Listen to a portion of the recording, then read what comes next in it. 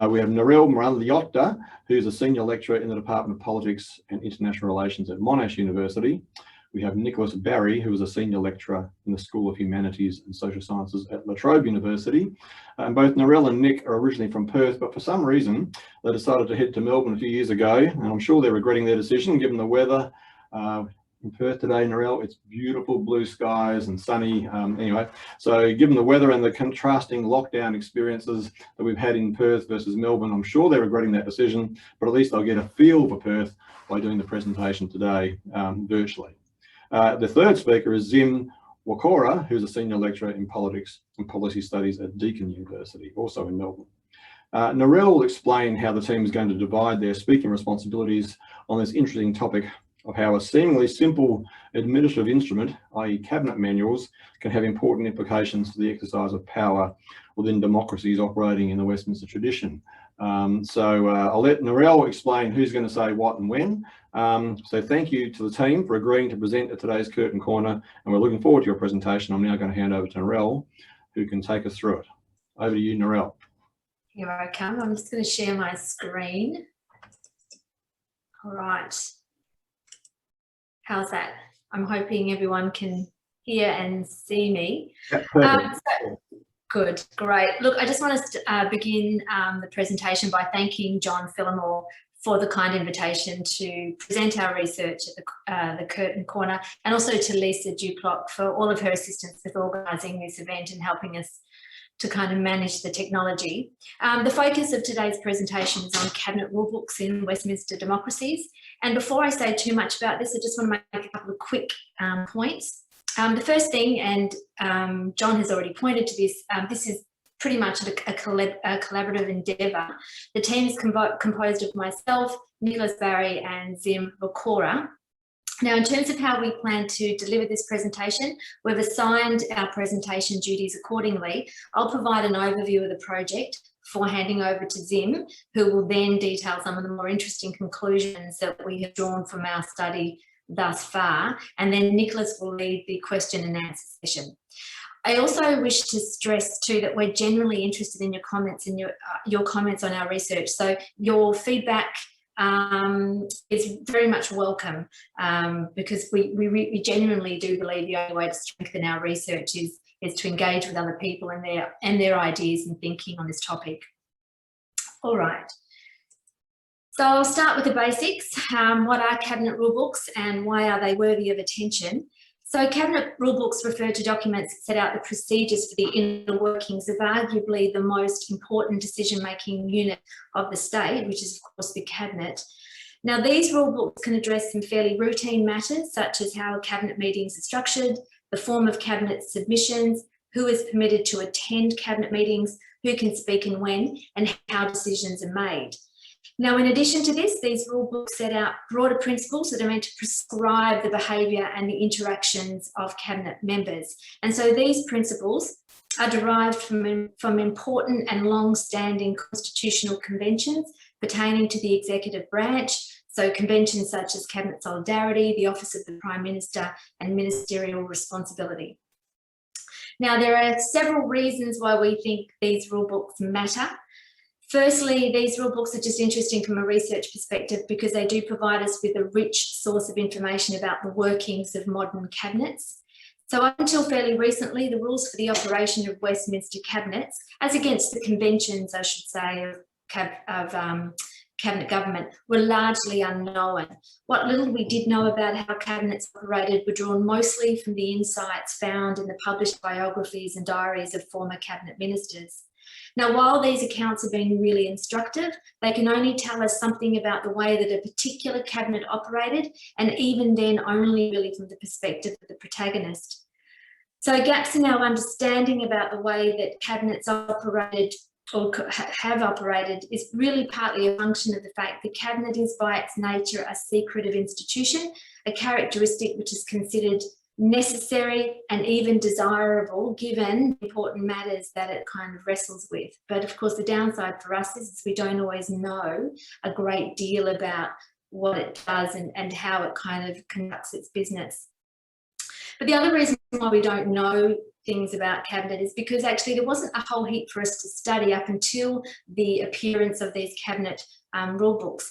Westminster Cabinets typically did not really seem to adopt standing rules that were then passed down from one Cabinet to the next, and which detailed how Cabinet worked. And as a result, we haven't had it really up until this point much of a reference point when we're thinking about what Cabinet does. So the earliest versions of Cabinet rule books really only made their appearance in around the late 1910s, and these documents were confidential.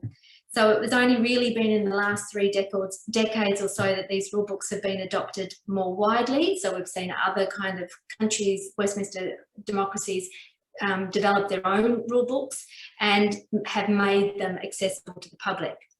Now, of course, some of you are sitting there here thinking, well, you know, just because things are written down, it doesn't necessarily mean that these rules are necessarily adhered to. We're really aware of that fact. So we don't pretend that these rule books reveal everything about the way that Cabinets operate, or that Cabinets necessarily adhere strictly to their own processes. And we also know as well that the dynamics of different Cabinets is shaped not just by these rules, but also by the personalities of their members as well, among other types of forces. But nevertheless, as I've indicated, we're interested in these manuals because they do provide us with a rich source of information. Secondly, the other reason we think they're important to look at is that their existence could be argued to signify a shift in how Cabinets operate.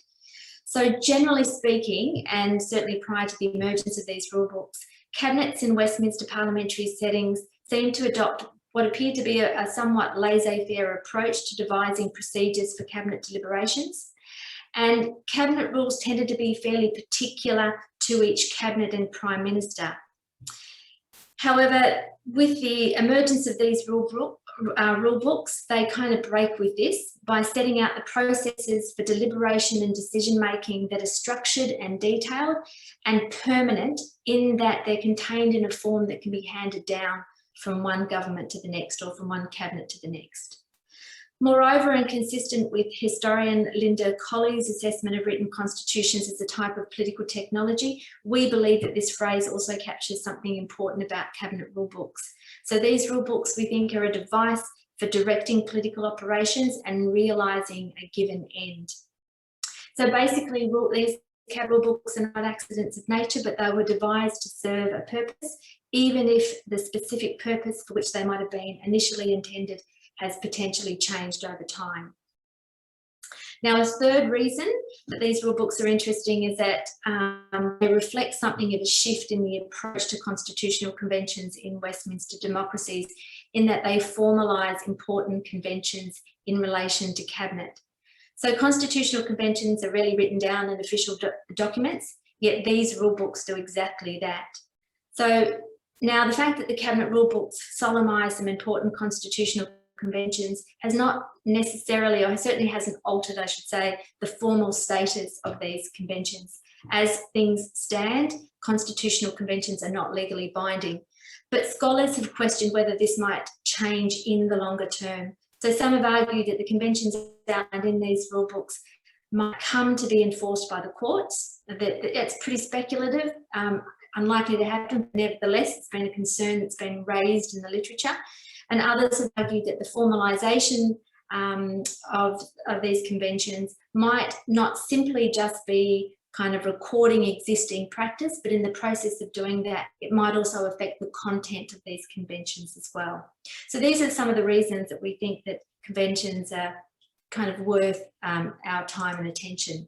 All right, so why are we interested in them, and what specifically are we looking at in relation to Cabinet manuals? So basically 2 types of questions have guided our thinking. The first big question we ask ourselves is what forces have given rise to these rule books? So why have these rule books emerged? And the second question we've asked ourselves is what did these rule books reveal about contemporary Cabinet dynamics? And we were thinking about this largely in relation to the status of the Prime Minister more specifically. Now, to answer this question, we've considered the emergence of these rule books in 5 settings. So we've looked at Australia, Canada, Ireland, New Zealand and the United Kingdom. So these countries were selected because they share a common Westminster parliamentary heritage, as well as a shared understanding about certain constitutional conventions, particularly those that are relevant to Cabinet government. Now, of course, these settings are not carbon copies of one another. They have different territorial arrangements, constitutional politics, different electoral systems, and also their own unique histories. And we acknowledge that these differences affect cabinet dynamics generally in each setting, but also how our cases or how our countries are likely to have engaged with Westminster traditions and conventions more generally. But there are enough shared trays for our purposes to make them really useful for comparison. All right, so don't get too excited by this table, to the extent that anyone gets excited by a table. But I'm showing you this table mostly because I just want you to get some sense of the particular rule books that we've examined for this study. So we've looked at the UK Cabinet Manual, the Australian Cabinet Handbook, the New Zealand Cabinet Manual, the Open and Accountable Government Guide, that's the Canadian version of these rule books, and the Cabinet Manual of Ireland. All right, so I just want to quickly point out some of the similarities and some of the differences and similarities that we've noted, some of them across these different rule books. So as you would expect, there's going to be differences. So one of the differences that we've noted here is that the rule books appear to take one of two main or principal forms. So they're either referred to as handbooks or they're referred to as manuals. And we think these different labels is perhaps maybe deliberate and meaningful. So New Zealand and the UK, for example, refer to their rule books as manuals. These manuals, and what we've noticed about these particular manuals is that they're long and elaborate documents which do more than just set out routine cabinet procedures. These manuals are kind of verging on being almost constitution light in that they describe the rules for the political system more generally. Now, in contrast, when we think about the handbooks, they tend to be leaner and more focused texts. They deal much more pointedly with cabinet processes. They're also more heavily procedurally orientated, and they're really quite legalistic in terms of how they are written. Now, Canada causes us a bit of a headache because it's a bit of an outlier in relation to the other cases. It doesn't have a handbook and it doesn't claim to have a manual, but as I've already indicated, it has what it has labelled an open and accountable government guide. And this guide somehow seems to sit in between both the manual and the handbook. So the Open and Accountable Guide is not as comprehensive as the UK and New Zealand manuals, but it does address a wider array of matters than, say, the Australian and the Irish handbooks. It's also the other interesting thing we noticed about it is that it has chosen to tuck its procedures for cabinet decision making in the annex, which is something which the other rule books don't do. All right, so these are some of the differences. Now we're much more focused on the similarities, and there's a couple of similarities we really want to draw your attention to.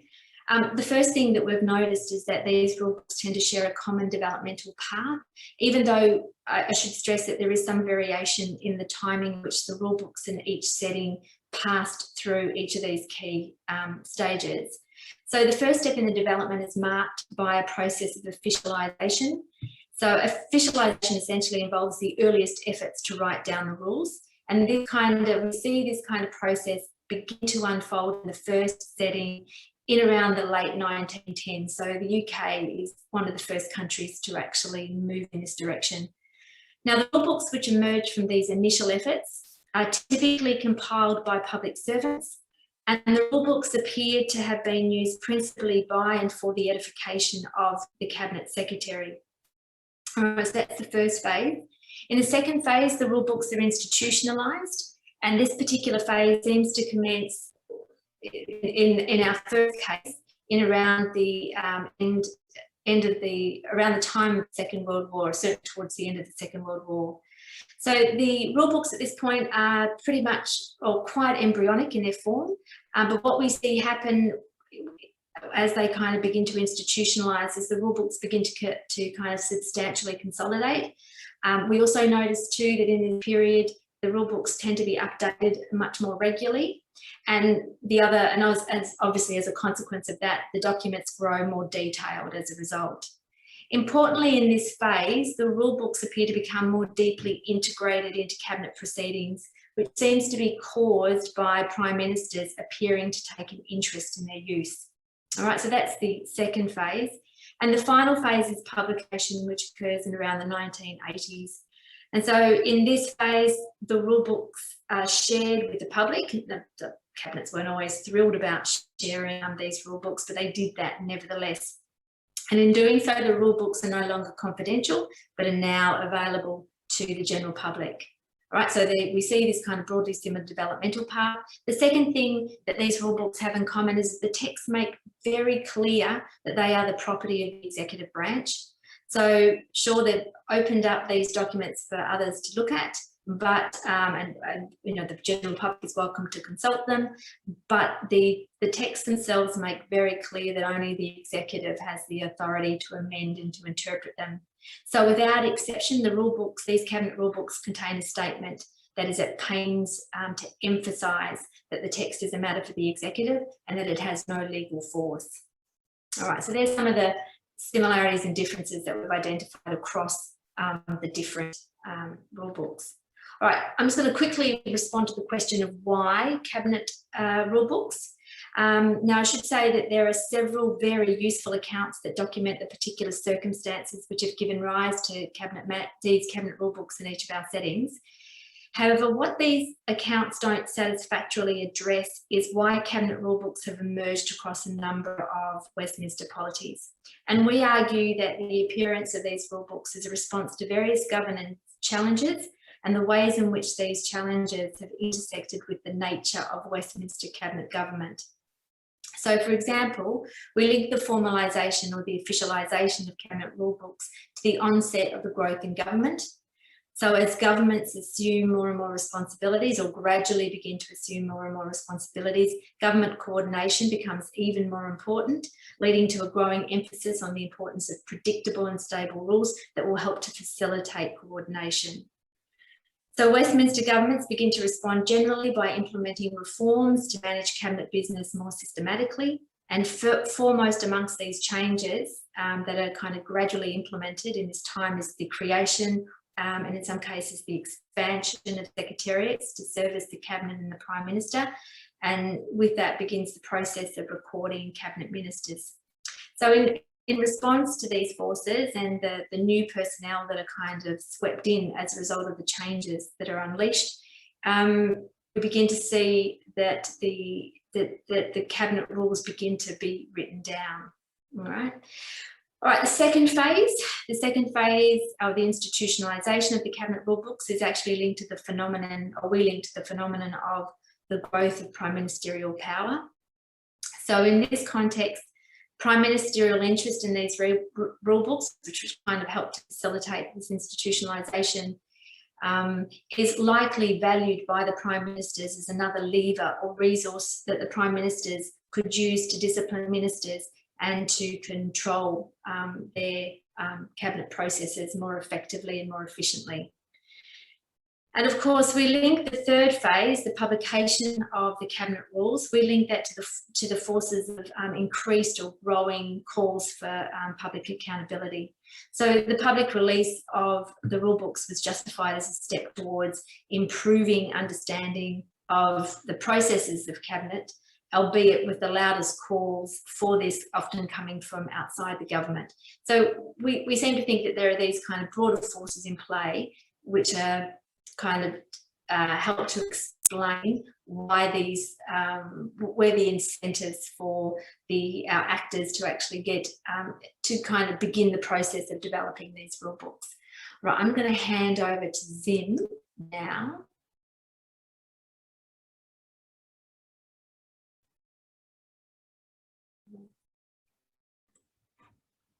Zim? You there, Zim? It's all happening. All good. Stay there, people. Okay. No, he's on mute, I think. I'm on my way. I'm just putting the video on. My apologies. It's okay. Okay. Can you see my screen? Yes, and we can see. Perfect. Excellent. So I'm going to start the slideshow from here. So Narelle, we might get you to get your video up now. and we'll see you back soon. Okay, thank you, Noel. Thank you, John. I'd like to begin by expressing my gratitude as well to John and Lisa and the Curtin Corner audience for the opportunity to give this presentation. It really is an excellent opportunity for us and a pleasure to share our work on this project with you. So thank you very much.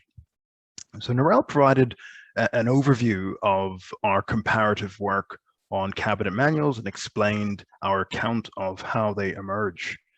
What I'd like to do is consider their consequences, at least in some respects. Do they matter? If so, how and why? One thing we can be certainly sure about is that cabinet manuals have opened up what had been a black box. As Noel stressed, Westminster cabinets have traditionally been opaque entities, so the cabinet manuals have certainly revealed and opened up processes at the heart of Westminster governance. A more complex question is whether the manuals have transformed cabinet dynamics and especially prime ministerial power. And we've been thinking about this quite a lot in terms of understanding the effects of cabinet manuals. This is how we framed the problem.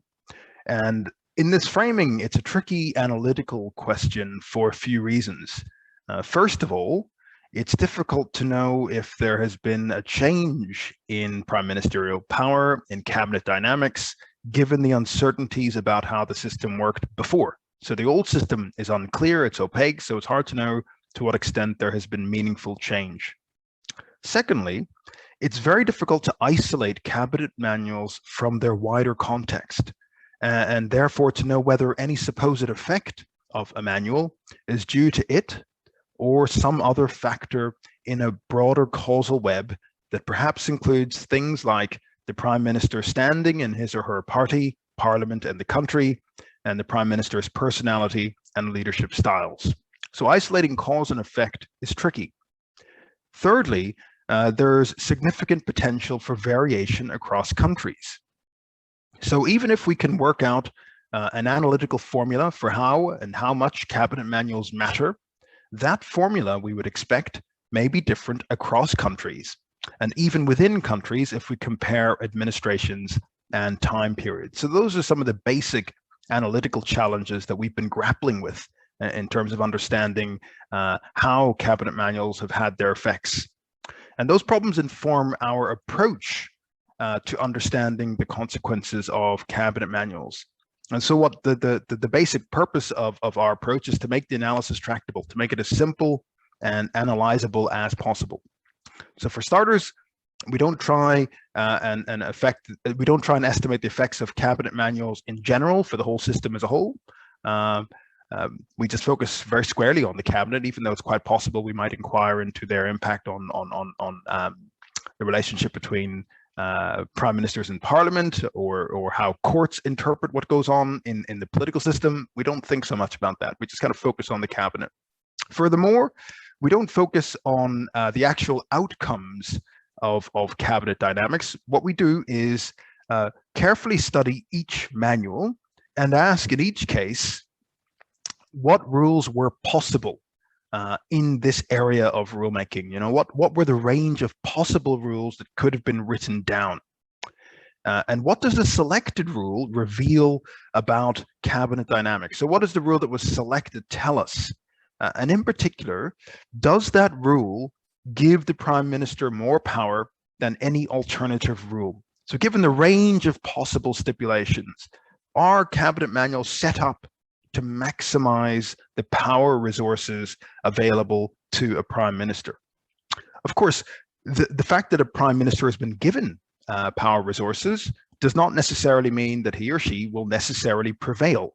That is, get what she wants on particular policy matters, or indeed stay in the job at all. But having power resources does boost the chances of the Prime Minister's success, holding all else equal. So the question we're really interested in is, do cabinet manuals expand, do they crystallize the most expansive understanding of prime ministerial power through their stipulations? We focus on rules in three broad areas, which are drawn from Stephen Luke's political theory of power, very influential framework for understanding power and how it works in a variety of contexts. The first dimension is decision-making. It is concerned with who decides when there is no consensus. So when consensus is impossible, how is a decision made? It could be that a single person exercises power. So basically, when there's not consensus, a single person decides. It could be a majority of the cabinet. It could be some other decision rule. It could be that an individual, presumably the prime minister, operates as a tiebreaker if there's an equal number of people on both sides of an issue in cabinet. A variety of different decision rules could be imagined in the way that we can imagine different rules for decision making or voting in a democracy. So, what is the decision making rule, and who does it favor? The second dimension is agenda setting, and this deals with the setup of cabinet processes. So who decides what counts as a quorum? So what is a sufficient decision-making committee in terms of its size?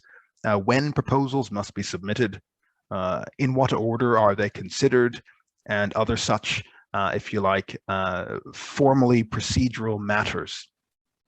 The third dimension, which is, if you like, the most innovative dimension in Luke's framework, relates to what Luke talks about in terms of legitimacy and ideology. We call this expectations formation because we think that's the more relevant way of thinking about this in the context we're studying cabinet rules. It's really concerned with the legitimacy of the rules. To what extent are the rules binding, or are they merely suggestive? How do people interpret the rules in these manuals? Who enforces the rules? And most importantly, perhaps, who gets to change the rules and who gets to make exceptions when it comes to whether the rules should be followed or not in a case. So once again here, there are a number of possible conceivable situations. At one extreme, we can imagine a scenario where the manual is viewed as effectively the property of one person, presumably the prime minister, who basically has ownership of it, decides who has broken the rules, what penalties should apply, when the rules should be set aside as exceptions, or when the whole rule book should be changed permanently. So that's one model, and that's a individual-centered model. We can imagine a more inclusive arrangement, however, where the ownership and legitimacy arrangements include other actors beyond the prime minister. For example, the whole cabinet takes ownership of setting the rules, enforcing good conduct, and so on. Another possibility is that the bureaucracy or parliament, and even to some extent the courts, might get involved in managing the rules, the meta rules about cabinet manuals. So those are, if you like, the three kinds or classes of cabinet rules that we consider. What do we find? Well, the general result of studying the manuals in these terms is that the manuals are pretty much what you would craft in terms of their rules if you wanted to maximize prime ministerial power in the Westminster system. I'll elaborate on this central point in a moment, but before doing so, it is worth noting another general observation, and that's that the manuals that we study are very similar in terms of their stipulations in respect of these three dimensions. They all set up the cabinet in a way that pretty much consolidates or institutionalizes prime ministerial power, and they use fairly common terminology to do so. And this second finding is quite surprising in our view, because there has been an increasingly popular position among observers of Westminster politics that the term Westminster system is no longer useful, or at least a lot less useful than it used to be in the past, because the systems that we're talking about have diverged a great deal over time. They may have a familial heritage, but no longer do they share much in common in terms of how they function and how they work. So there's a lot of evidence supporting this proposition, but our analysis actually leans against it, because what we find is that the cabinet manuals in the countries we examine, although they're different in many important respects, they converge a great deal in terms of what they do, and we suspect the kinds of power resources they give prime ministers. So let me now elaborate on the main argument, which is this idea that the cabinet manuals have pretty much institutionalized prime ministerial power in an expansive sense. So first of all, the manuals in terms of decision making have clarified and perhaps also boosted the prime minister's capacity to decide. So we see this in all of the manuals. They all state very explicitly that the prime minister is the ultimate decision maker. The prime minister is not cast in any other role. She is not a tiebreaker or a chair or some other kind of role that would be slightly less than a strong decision maker. She's always cast as a decision maker in the most decisive sense. The manuals do naturally, as you might expect, stress the importance of cabinet debate. But when it comes to the crunch, it is clear that the prime minister gets to decide, even if, and this is perhaps the most sort of telling condition, even if all of her colleagues lean in another direction. So the prime minister wins even if the rest of the cabinet leans in another direction. So not only does the prime minister get the final say, she also gets to decide who forms the debating or decision-making committee.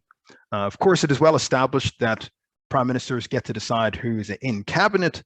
What the manuals make clear is that the prime minister's power probably goes well beyond this, because the prime minister gets to decide what counts as a quorum for an issue to be debated and decided. So, you know, whenever there is a question mark about who needs to be present for a decision to be made, the prime minister gets to decide that too. And that's a power that comes prior to actually making the decision. Thinking about potential challenges to the prime minister's decision-making power, one potential constraint is external to the cabinet, and that's the courts. And here, most of the manuals are really explicit in preempting this risk. They note in terms similar to this from the British manual that the manual is not intended to be legally binding or the source of any legal rules. So that's exactly what the British manual says on this. And what it's clearly indicating is that the manual is not open to judicial review. So the decisions made by virtue of the manual, that's the end of the debate, right? So this is not open to the courts to reverse what the prime minister decides. The second dimension is agenda setting. And here again, we see that the manuals have boosted the prime minister's power, this time her capacity to structure cabinet processes in ways that align with her preferences. For instance, the Australian manual explicitly states that the prime minister is the final arbiter of cabinet processes and procedures.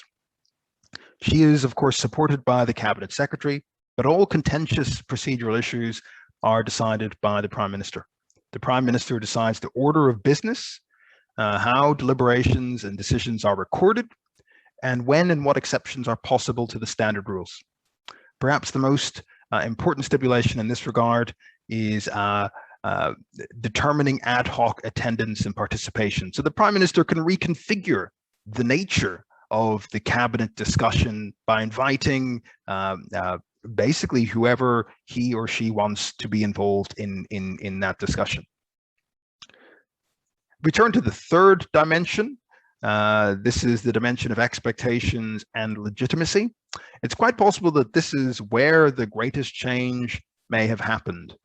And here the manuals seem to have institutionalized a prime minister-centered interpretation of cabinet. They state very explicitly the conventions that ensure cabinet discipline. Furthermore, we see strong versions of these conventions.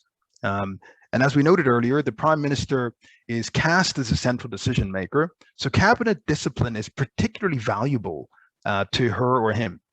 The prime minister is also designated as the enforcer of this convention.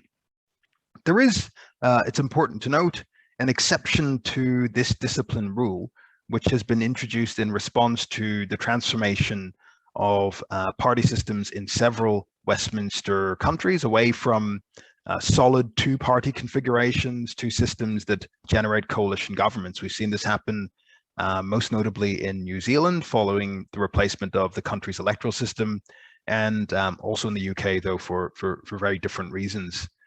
The manuals in the UK and New Zealand, they have evolved to reflect this development by allowing the cabinet to reach an agree to disagree position. So this caters to the quirks of coalition.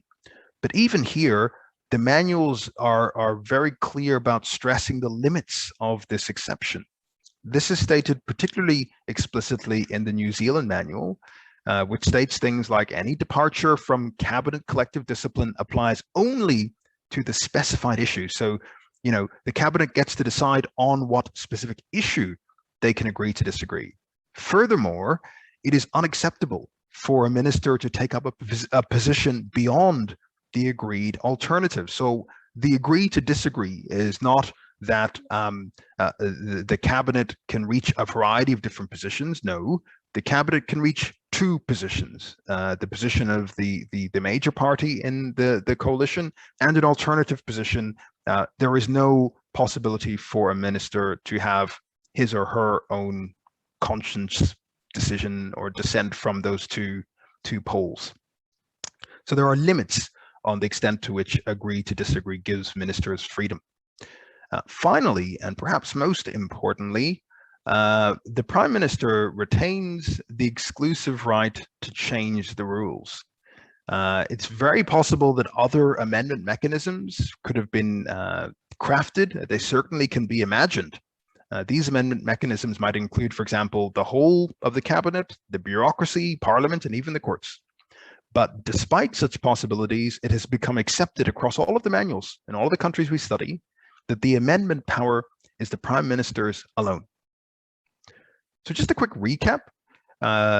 Do the rule books enhance the chances that Prime Ministers will be able to control cabinet, holding all else equal?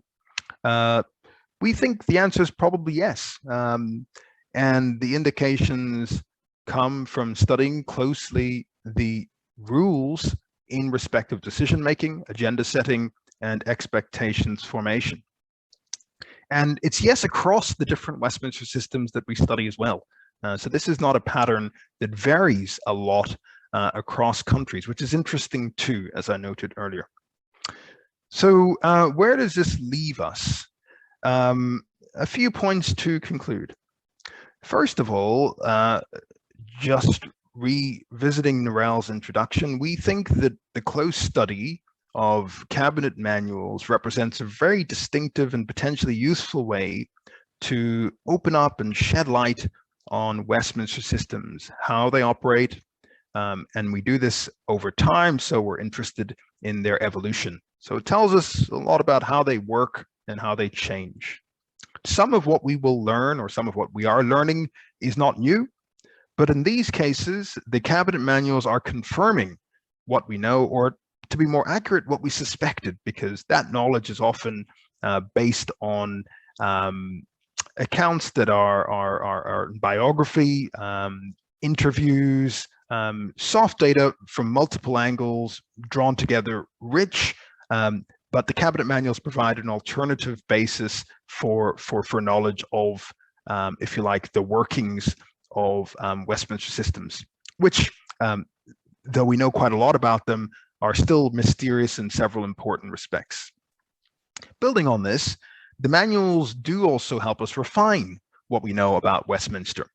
Now, our analysis suggests, for example, that while we knew from a lot of literature that prime ministers have become more central to the system for some time, for decades, this has been a trend, the manuals may well have accelerated and institutionalized this trend. It's very hard to go back, one imagines, to a less prime minister centered system while cabinet manuals are in existence. And certainly as cabinet manuals become more institutionalized, the model in which prime ministers dominate cabinets seems to be more firm and more certain and less fluid than perhaps ever before. Finally, we think that the study of cabinet manuals opens up a whole set of new questions about Westminster governance. There are plenty that we haven't had time to touch on here. We've really just focused on a couple of the main ones, but some of the questions that one might want to think about with cabinet manuals providing a lens are what the manuals mean for the status of constitutional conventions. Is this the way that constitutional conventions are going to be developing in Westminster systems? Are they going to be written down more and more? Are they going to be changing relationships as a result of the writing down process? We might also be interested in the relationship between the manuals and the courts and how that might evolve over time and across different constitutional systems based on how judges make decisions in these countries. So, you know, it's quite possible that Canadian judges who are particularly open-minded about bringing values and if you like, extraneous material into their thinking might approach a manual quite differently from Australian judges who tend to be more formalistic and work within the narrow confines of statutes in the Constitution. So it'll be interesting to see how manuals are interpreted by the courts. Another set of interesting questions is how the public and the media see the manuals. One of the interesting features of the manuals is that they condense a lot of the principles about the workings of the Westminster system into one fairly pithy document. If you're a journalist, this is actually really handy because it tells you about how politics ought to work in these systems. The interesting thing, of course, is that this is not an uncontested terrain, and it would be interesting to see whether the media provide the constitutional context that is necessary to understand that the manuals are effectively the interpretation of the executive, and in particular the Prime Minister, when it comes to how the Westminster system ought to work during that time. So it's interesting to consider how the manuals will be treated by the media and by virtue of that by the public. In short, we think that the cabinet manuals provide a very useful new lens on Westminster politics and governance. So I'll stop there and I'll pass on to my colleague Nicholas for questions. Thank you. Thanks very much, Zim. So I'm just getting back on deck here. Hi, everybody. There's Nicholas down there. Nick's going to take the bulk of the questions, but I'm sure he'll be very happy to have for his colleagues to chip in if he's lost a bit or doesn't quite know the answer. So, well, I might indeed throw over to one of my colleagues when I think they might know the response better. So, absolutely, no problem. And just reminding everybody, if you want to ask a question, just go to Slido. That's www.slido.com, and you can ask your questions there. There's already a bundle up there, some of which I put on just to make sure people know they're in the right spot. And other ones have already come up as well, so that's great to hear. And just a very quick one to start with. Heather says, it's not a question, but she just wanted to say how delighted she was to hear the pronouns being used for the PM as she or her. So that's a tick for everybody there. Jane Van Den Herrick, who I know and used to work with at various times. Hi, Jane. Asked, are there any differences between the manuals in terms of partisan differences? You know, a coalition government versus a Labor government, because when you have a change of government, does the manual stay the same, or does it change from, and do they maybe revert back to the old coalition manual versus the Labor manual? Yeah, that's a great question. I don't think we've picked up any really significant variations, kind of partisan variations. And in fact, what we've seen is it varies a little bit country to country. Some countries, that it's, particularly in Australia, it's quite common whenever a new Prime Minister takes office that they'll re-release the handbook. That doesn't necessarily happen in all of the countries we're looking at here. Some of them have remained pretty constant over a long period of time as governments come and go. So it varies a little bit country to country. We've not picked up any significant partisan differences, I don't think, in any of the countries that we've looked at.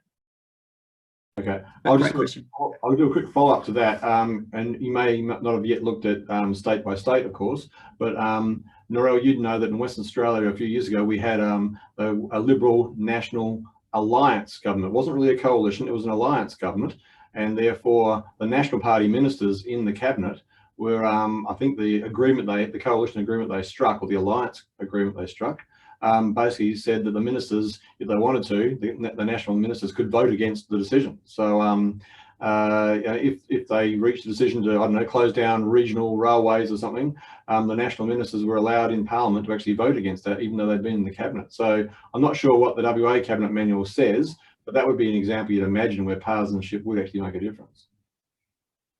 Yeah, that's really interesting. And what we have noticed in a couple of cases is of instances where governments, for various reasons, have modified the handbook to deal with a kind of current political crisis of some sort. Well, not even crisis is a bit strong, but just a political difficulty that they're in. So one of those examples was the Hawke government, and what was the name of the minister? It was, that's a good question. Which one? So a few of them got the Minister for the Environment, I think. Ros Kelly and the whiteboards.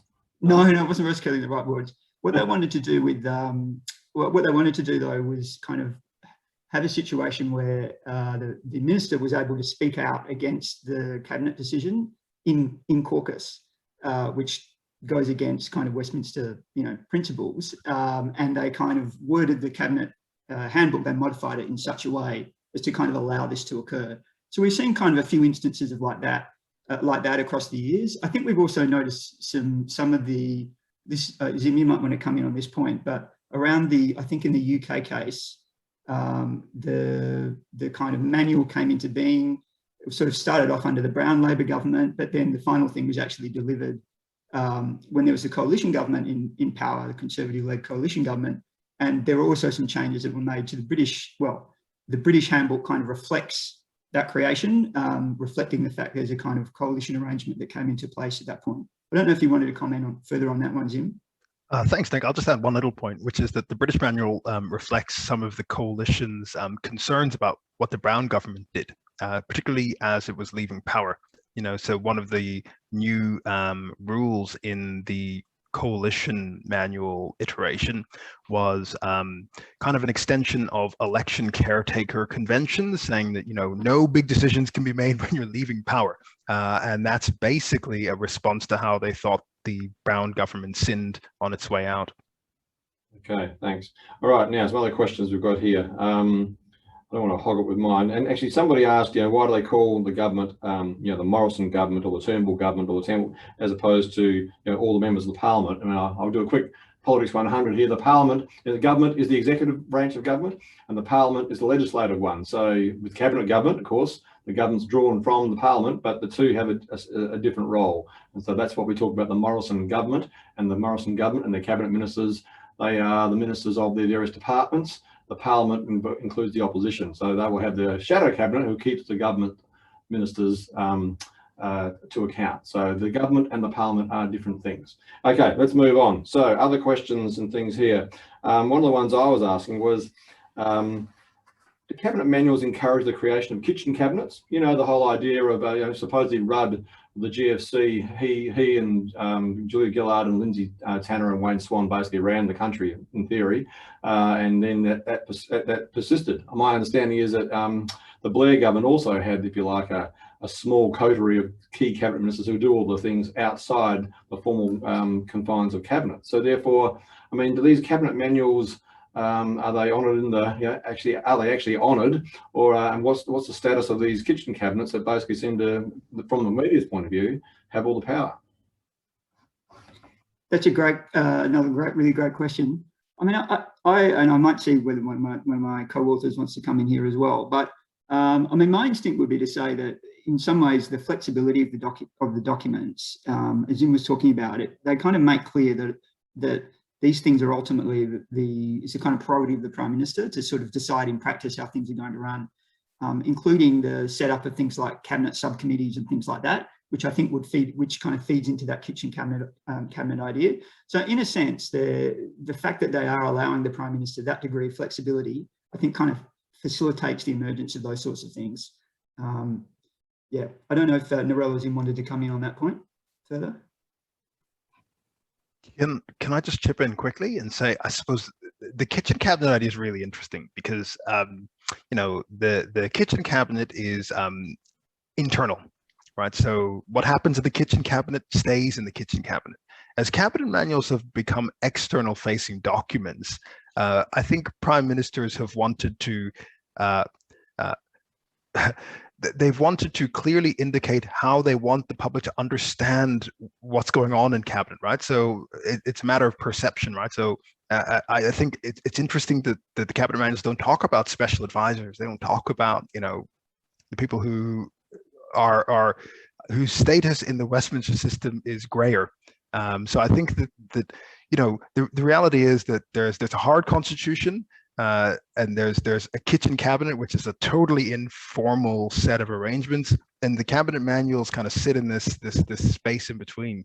So they're sort of the ones that, for posterity almost, we allow people to know what's going on in the cabinet manuals, but the other stuff is all hidden, which would actually lead into two other questions here. One's from Narelle, who talks about, are these manuals in Australia only recently public, or, you know, could you discover them earlier versions in the National Archives, for example? I mean, Narelle's a legal historian, so she'd be interested to know, can we find some cabinet manuals from, you know, Second World War, or from, you know, the 1930s or something? Or are they basically, what's the Australian? You mentioned that some of them in Britain went back to the 1910s. When's the first Australian one around? Narelle, you're on mute, I'm afraid. I know I can't remember at the moment, but I'm pretty sure 1926, is that right? 26, 27, yeah, around there. Yeah, 1926. I never remember dates very well at all. So you can find some of the earlier versions. The particular, those very, very early antecedent documents are harder to get your hands on, but we're pretty confident they can be accessed through the National Archives. They should be now kind of free and clear to be accessed. So we certainly know that Patrick Weller, for example, has managed to get his hands on them and has written about them fairly extensively. So from one extreme to the other, so that's where, you know, go back in history to find out what was going on in the cabinet then.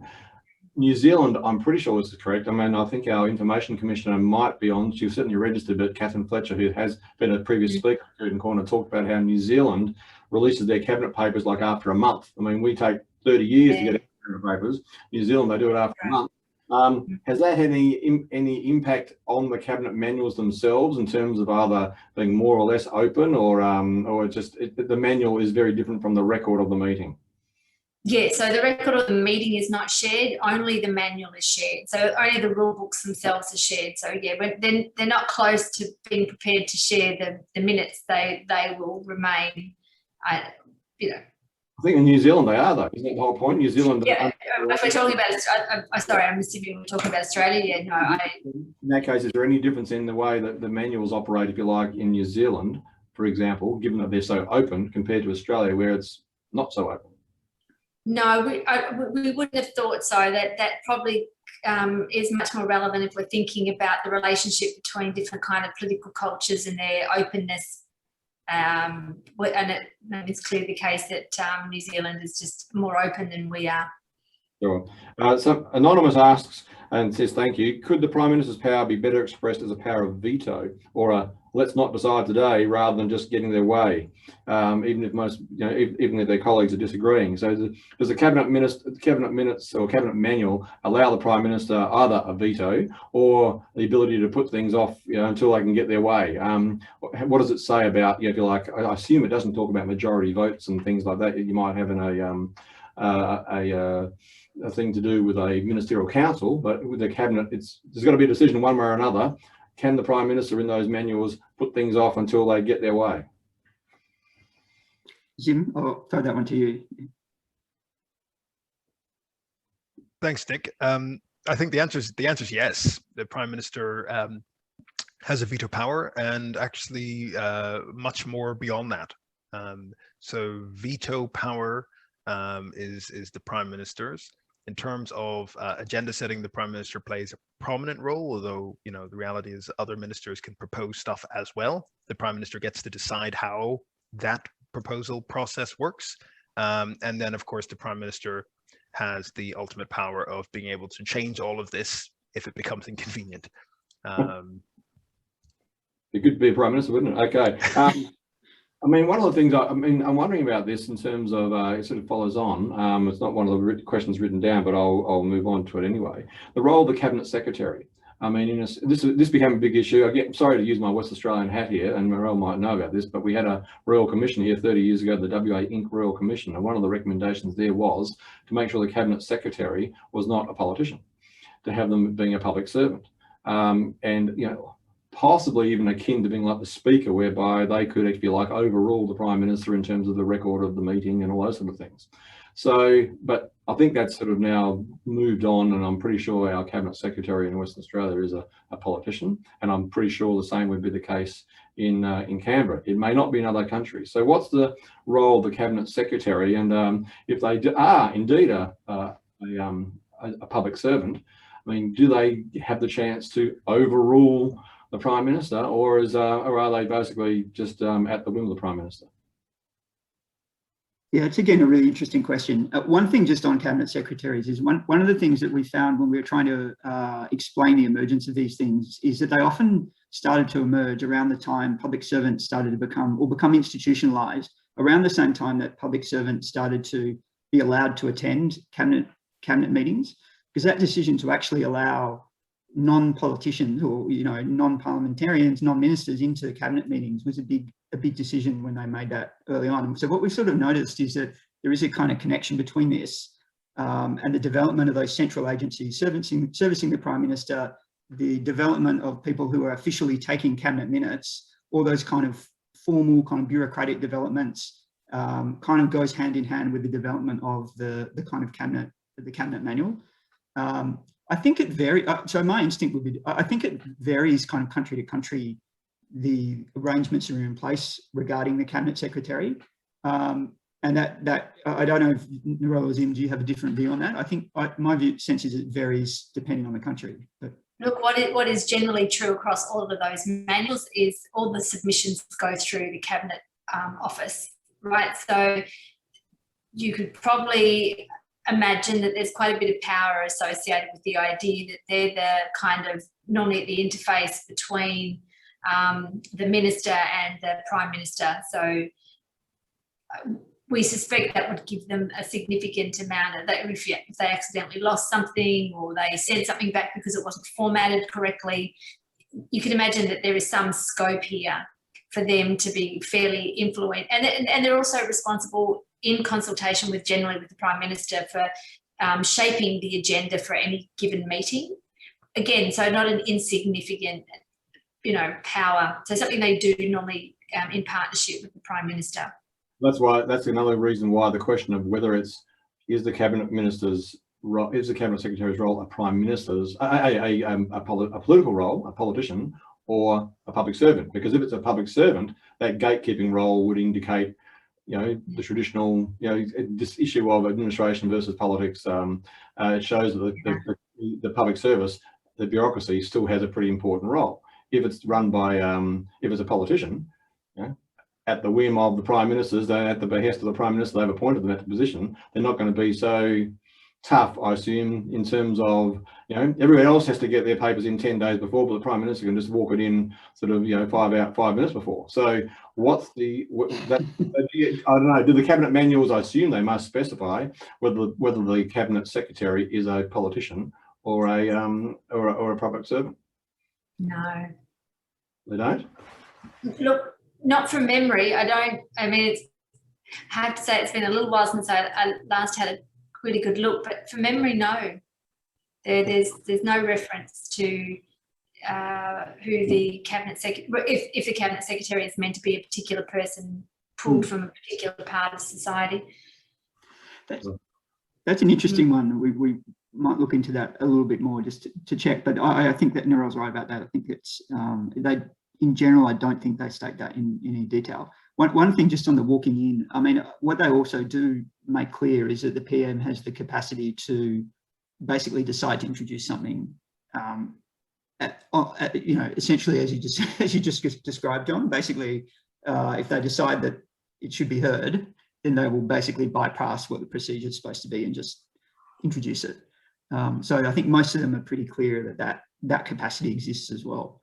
Which reminds me of my time when I was in government. It reminds me a lot of Commonwealth-state relations in some respects, and COAG meetings where things could be. The states had to do things by the book, but the federal government could basically put a thing in under your door, your hotel room, there's a sort of door at 3 o'clock in the morning, say, here's the new memorandum that we're going to discuss tomorrow, which makes me think, you mentioned that writing things down, I'm surprised that a cabinet manual which writes things down, gives the Prime Minister more power. In our study on federalism, any student of federalism would know that basically writing things down tends to help the states. In Canada, you've got sort of certain powers they've written down. In Australia, we said, these belong to the federal government, these belong to the federal government, everything else is the states. Actually, that was the worst thing they could have done from a state government point of view. In Canada, they wrote down certain things for the states and they kept them. If you don't write it down, you can expand, and that's what the Commonwealth has done. I would have thought potentially the same would be the case in this sort of instance, whereby you write things down, it limits the Prime Minister. The Prime Minister's got rules they have to abide by, whereas if you don't write them down, the Prime Minister's got a free hand. So I'm surprised that the power dynamic you come up with says writing things down helps the Prime Minister. Surely if you didn't write them down, the Prime Minister could do what they like.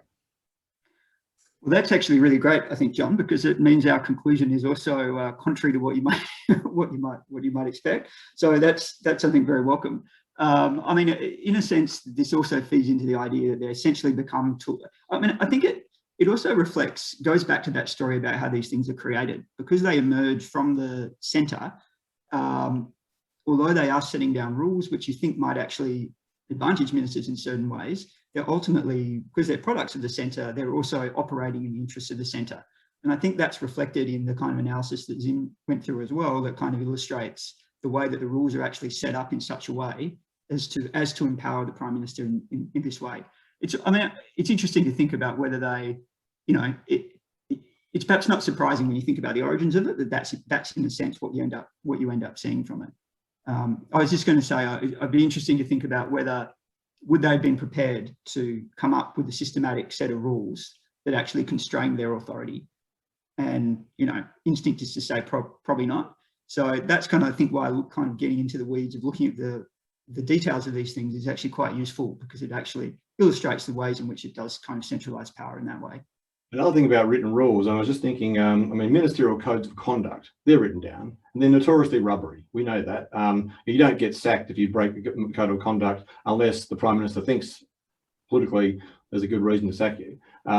Normally, so codes of conduct are rubbery, and you can get around them depending on the instance. So a cabinet manual is also similarly rubbery, because you were talking, Zim, just towards the end there about how the media would like these cabinet manuals, so then they can maybe create a story and say, well, this decision was made and it wasn't made in accordance, the process wasn't made in accordance with the cabinet manual.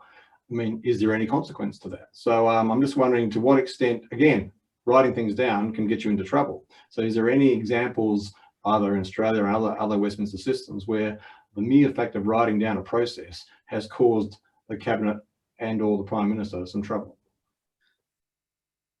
Oh, well, I was actually thinking of the Australian example of the Howard Code of Conduct comes to mind, which was, I think, at that point part of the manual when that occurred. And remember, Howard publicly wrote down quite a detailed. He promised to do it before he was elected and got into office. He had this quite relatively detailed code of conduct for ministers, and then it ends up exactly what you described ends up happening. The media got hold of it. There's pressure on a variety of ministers, I think, had to resign as a result of breaching that. So that's a kind of instance of, I guess, where writing it down and making it public actually does matter in that sense. And I think from memory, he then watered, then they took it out of the manual, watered it down to basically avoid the problem next time around. So I think they're also careful then in how they write these things to make it basically clear that here how things are supposed to operate in normal circumstances, but the PM retains the kind of prerogative to be able to depart from it as they see fit. And they're also very clear they also make really clear that these are not kind of legally binding documents. And I think that's part of the reason for that, because they're worried that, something might end up being challenged as a, breach of administrative process or something like that in court. So they've tried to do all they can, I think, to prevent that from happening. In terms of, I'm just thinking about this, it goes back to the very first question we had from Jane and Herrick about the potential partisan nature of these things. when Malcolm Turnbull became sort of challenged for the prime ministership, one of his arguments was that he wanted to restore cabinet government. He was arguing that Tony Abbott had moved away from a good process of his cabinet. Now, well, I don't know whether that was true or not. I mean, you probably have to read the memoirs of Turnbull and read, whatever Tony Abbott's got to say about things, and other ministers who are in the cabinets, Christopher Pyne, etc. But is there any evidence that somehow the cabinet manual had any impact or any effect on either how Tony Abbott or Malcolm Turnbull ran their cabinet, or on whether maybe if Tony Abbott ran his cabinet but contrary to his own manual, that then caused disquiet amongst the ministers? So, I mean, was there a difference between the cabinet manuals of the two prime ministers, and if not, how could there have been difference in behaviour of the two prime ministers? Yeah, that's another really interesting question. I don't think there is any significant change from Abbott to Turnbull in the content of the manual.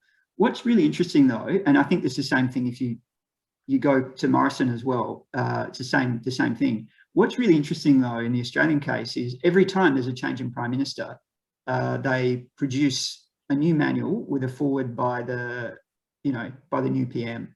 And that happened, I think Turnbull, I've forgotten the exact timeline, but I think Turnbull had just produced one and was replaced by Morrison within the year. So they've basically just done a cabinet handbook, and then they released a new one with basically the forward from Morrison instead, which I think is again also indicating something about the public signalling they're giving, maybe even some internal signalling that they're giving about that these are very much, at least in the Australian case, very much documents of the Prime Minister. They're owned by the Prime Minister, and they want to make clear that cabinet runs the way that runs the way they want it to run in that sense.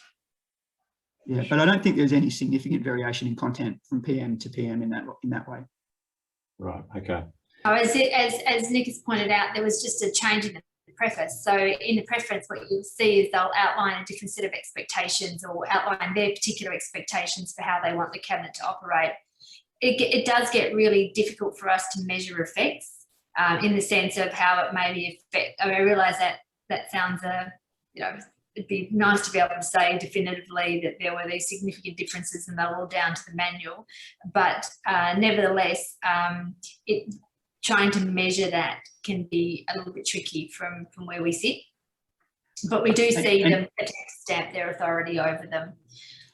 Sorry. And in a sense, that was one of the project, when we were initially embarking on the project, one of the things we were trying to do was actually compare track change over the time in the Australian manual in particular, because it's been around for publicly available for a longer period.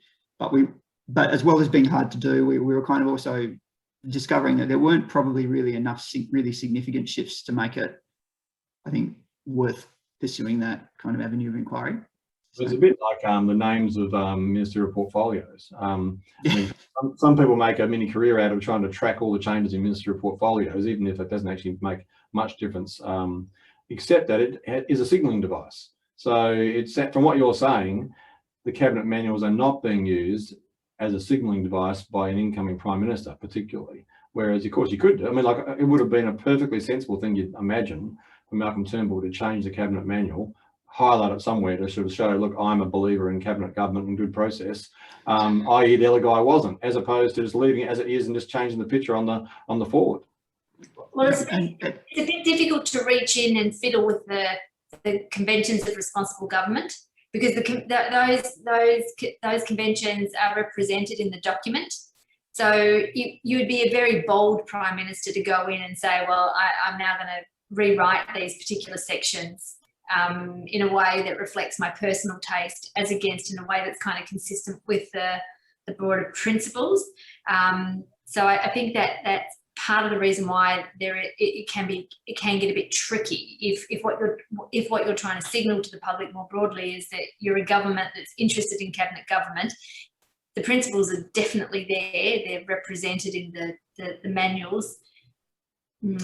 Beyond that, we're talking about these other kind of processes and procedures where there is a lot more flexibility to do something in relation to without offending anybody, and certainly without offending the Constitution more generally. Okay, well, we'll have to all go back and read the huge tome of Malcolm Turnbull about his prime ministership and see if he has anything to say about the cabinet management. It'll be a new source, primary source for you to go back and look at, okay?